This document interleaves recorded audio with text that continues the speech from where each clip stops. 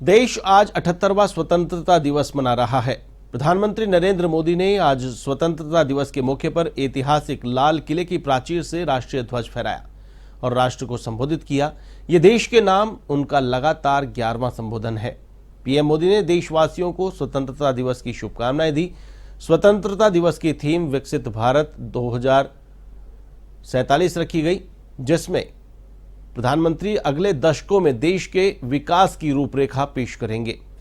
स्वतंत्रता दिवस समारोह के मद्देनजर दिल्ली में सुरक्षा के पुख्ता इंतजाम किए गए। इस बार पेरिस ओलंपिक 2024 में हिस्सा लेने वाले भारतीय खिलाड़ियों को भी स्वतंत्रता दिवस के अवसर पर बतौर अतिथि आमंत्रित किया गया। लाल किले पर रक्षा मंत्री और रक्षा सचिव सहित प्रमुख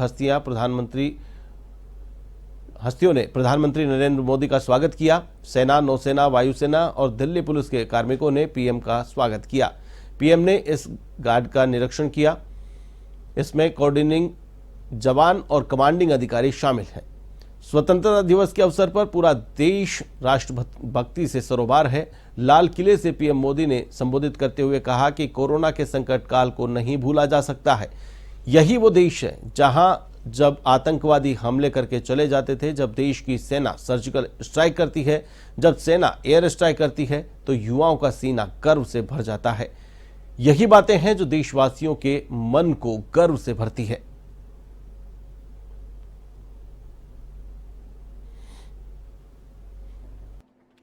आज 15 करोड़ परिवार इसके लाभार्थी बन चुके हैं। हमारे कौन लोग वंचित थे इन व्यवस्थाओं से? कौन पीछे रह गए थे? समाज के अग्रिम पंक्ति के लोग इसके लिए अभाव में नहीं जीते थे।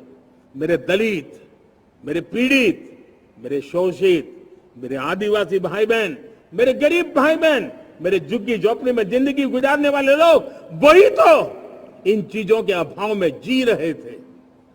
हमने अनेक ऐसे प्राथमिक आवश्यकताओं की पूर्ति के लिए जो प्रयास किया और उसका परिणाम हमारे इन सारे समाज के बंधुओं को मिला है।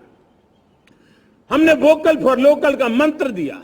आज मुझे खुशी है कि वोकल फॉर लोकल ने अर्थतंत्र के लिए एक नया मंत्र बन गया है। हर डिस्ट्रिक्ट अपनी पैदावार के लिए गर्व करने लगा है। वन डिस्ट्रिक्ट वन प्रोडक्ट का माहौल बना है। अब वन डिस्ट्रिक्ट वन प्रोडक्ट को, वन डिस्ट्रिक्ट का वन प्रोडक्ट एक्सपोर्ट कैसे हो, उस दिशा में हर जिले सोचने लगे हैं। रिन्यूएबल एनर्जी का संकल्प लिया था। G20 समूह के देशों ने जितना किया है उससे ज्यादा भारत ने किया है और भारत ने ऊर्जा के क्षेत्र में आत्मनिर्भर बनने के लिए, ग्लोबल वार्मिंग की चिंताओं से मुक्ति पाने के लिए हमने काम किया है।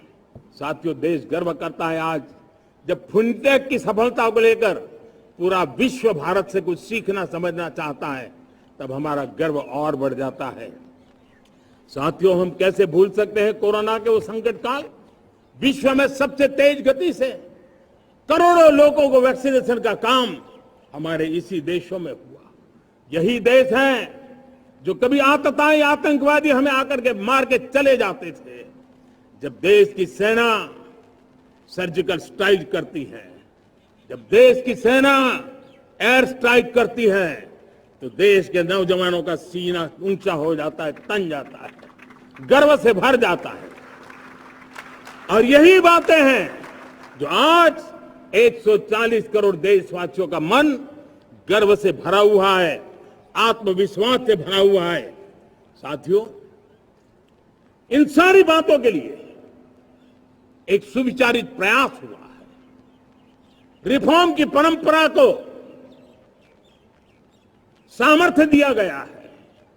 नक्कर तरीकों के, नक्कर लक्ष्य को लेकर के, और जब राजनीतिक नेतृत्व की संकल्प शक्ति हो, दृढ़ विश्वास हो, जब सरकारी मशीनरी उसको लागू करने के लिए समर्पण भाव से जुट जाती है, और जब देश के हर नागरिक उस सपने को पूरा करने के लिए, जन भागीदारी करने के लिए, जन आंदोलन बनाने के लिए आगे आता है, तब हमें निश्चित परिणाम मिलता ही रहता है।